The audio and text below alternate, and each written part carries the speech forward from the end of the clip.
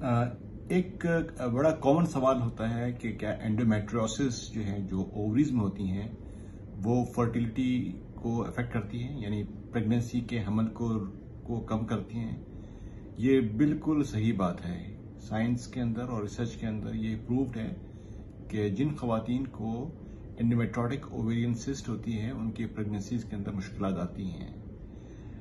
तकरीबन 10 में से एक खातून जो होती हैं, उनको उनकी जो यंग एज के अंदर उनको वो एंडोमेट्रियोसिस से के मराहिल से गुजर रही होती हैं, उनके मसले मसाइल होते हैं। 10 खवातीन होंगी तो उसमें से एक को एंडोमेट्रियोसिस का इशू रहता है।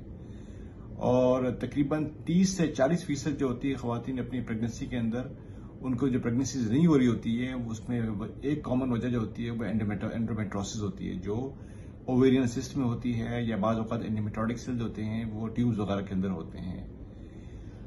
जो नॉर्मल ओवेरियन सिस्ट होती हैं आमतौर पे वो प्रेगनेंसी के अंदर मुश्किलात पैदा नहीं करती हैं, लेकिन वो सिस्ट जिनके अंदर एंडोमेट्रियोटिक सिस्ट जिनको हम कहते हैं, या चॉकलेट सिस्ट कहते हैं, या हेमरेजिक ओवेरियन सिस्ट कहते हैं, जिसके अंदर एंडोमेट्रियल लाइनिंग होती है, जिसमें पेशेंट्स को सिम्टम्स भी होते हैं। खासतौर पे पेशेंट्स को पेन होता है और हैवी मेंसेस होती हैं, और उनकी सेक्सुअल इंटरकोर्स होता है वो डिफिकल्ट होता है। और जब वो अपना फर्टिलिटी टेस्ट कराते हैं, AMH कराते हैं, तो वो भी कम होते हैं। तो आमतौर पे इसका जो है एक प्रोसीजर जो गायनेकोलॉजिस्ट करती हैं, लैप्रोस्कोपिक सर्जरी करती हैं, लेकिन जो हमारी फील्ड के अंदर बगैर सर्जरी के जो है हम स्क्लेरोथेरेपी करते हैं, जिसके अंदर बड़े बड़े 16 सेंटीमीटर 17 सेंटीमीटर जो सिस्ट होती हैं, उनको अल्कोहल एब्लेशन के जरिए उनको हम उनकी साइज को रिड्यूस करते हैं, जिससे उनकी सिम्टम्स इंप्रूव करते हैं और उनका AMH जो होता है वो बेहतर होता है।